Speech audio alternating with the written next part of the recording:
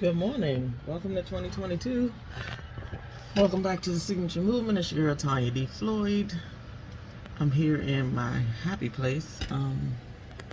I've been neglectful of my happy place for roughly 8 weeks. I've been neglectful of a few things, but that's why when I woke up today, I knew that part of what I wanted to start off on day one is self-care.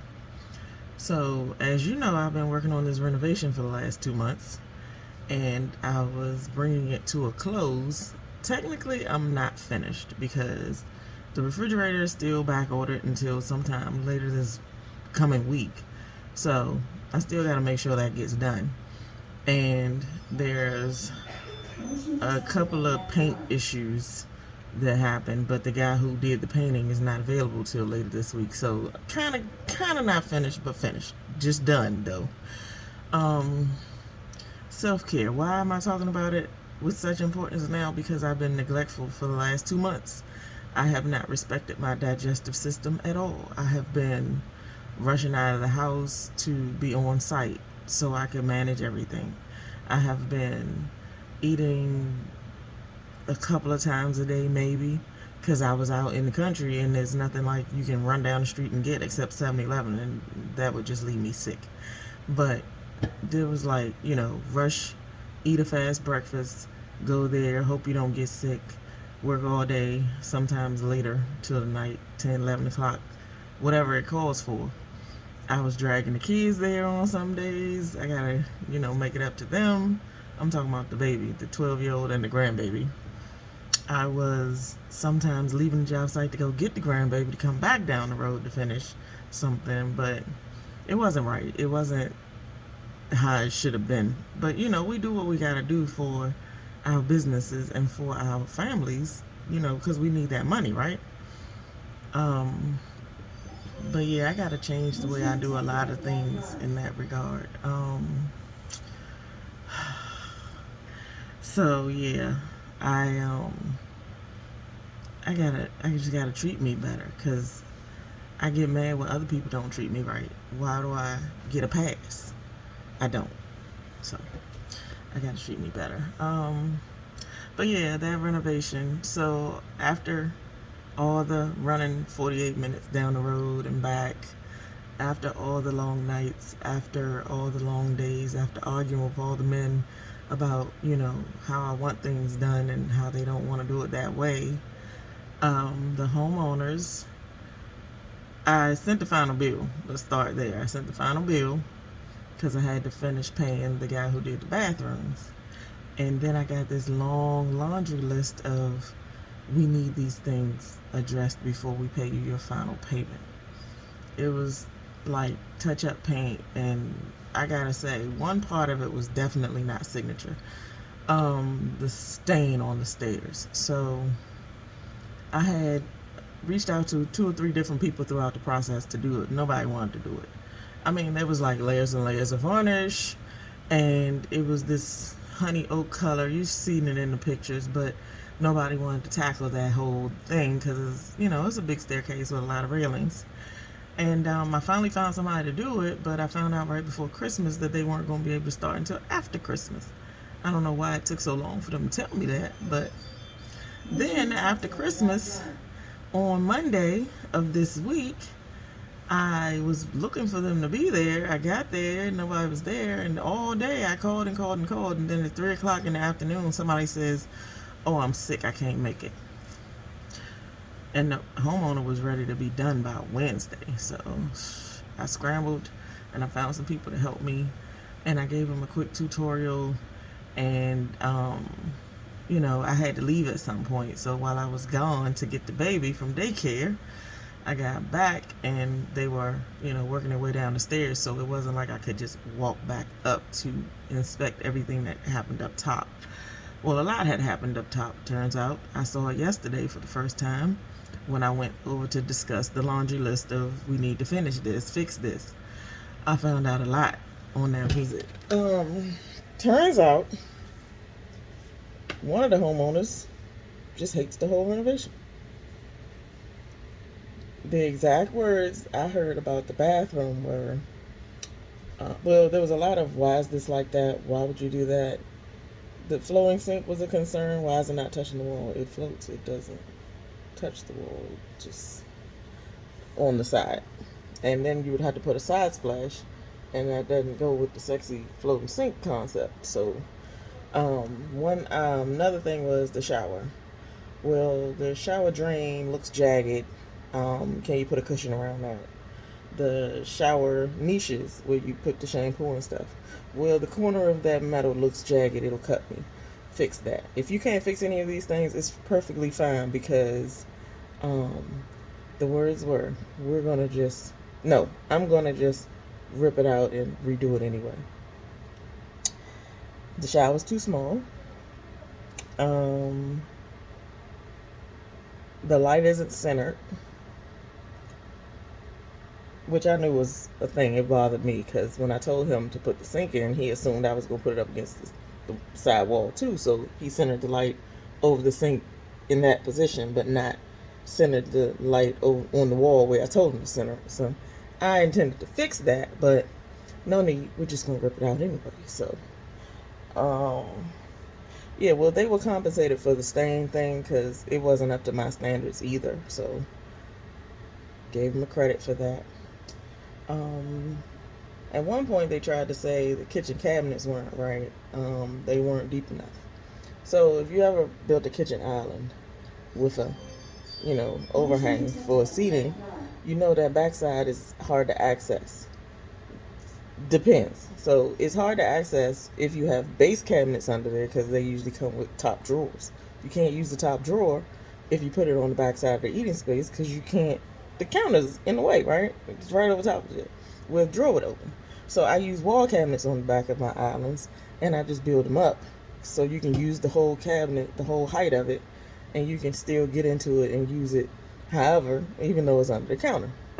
Well, they told me the cabinets weren't deep enough to fit plates. I'm like, it's just a wall cabinet like the other ones on the wall that's holding your plates currently. And they tried to show me that it wouldn't hold the plate and close the door. Well, that was false.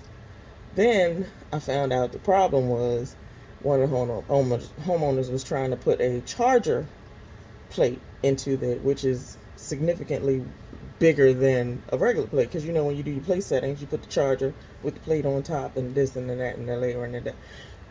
It's not a plate, man. It's a charger.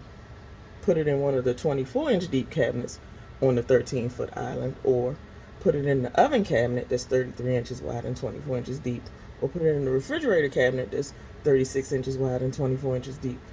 I don't, why are we making problems?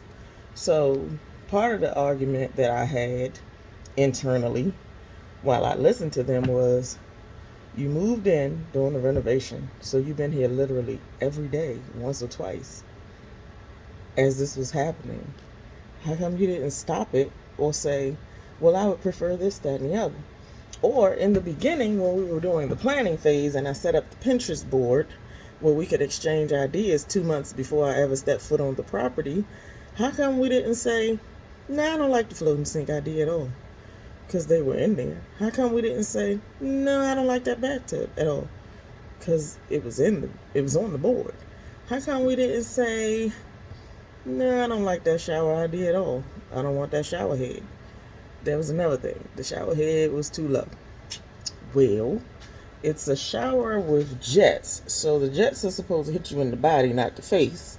So if I put it higher at your height in this forever home that nobody else is supposed to be using, it's going to hit you in the eye and the top of your head, not in your back. So I put it at your height.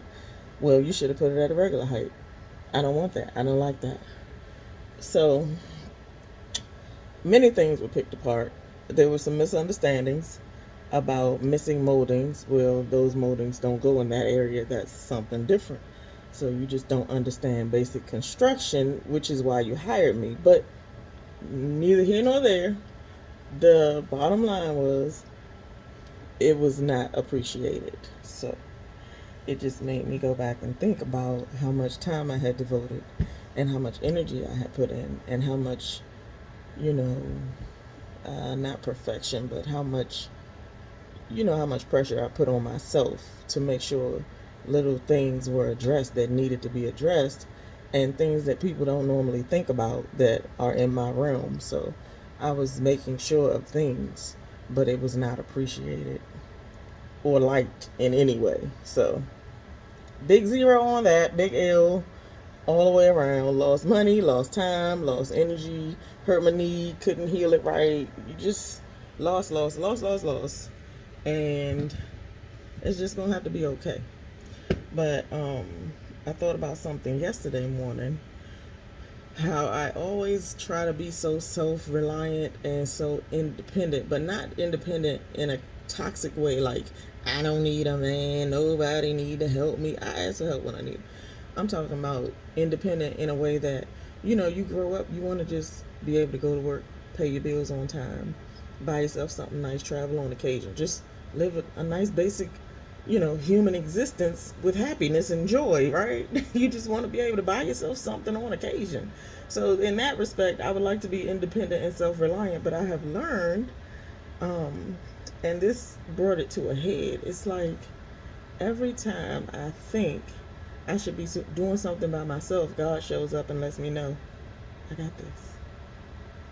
So I got to pump my brakes and back up because I was doing a little bit too much. What am I talking about right now? I applied for a grant that came through just as I was finding out that I was going to take a big financial loss on this project. My grant came. It was like, put me back where I was before. So God is good, right? And I don't need to be so self-reliant. I just need to lean in to the right places to get my help and just let it be. I can't control the outcome of anything ever.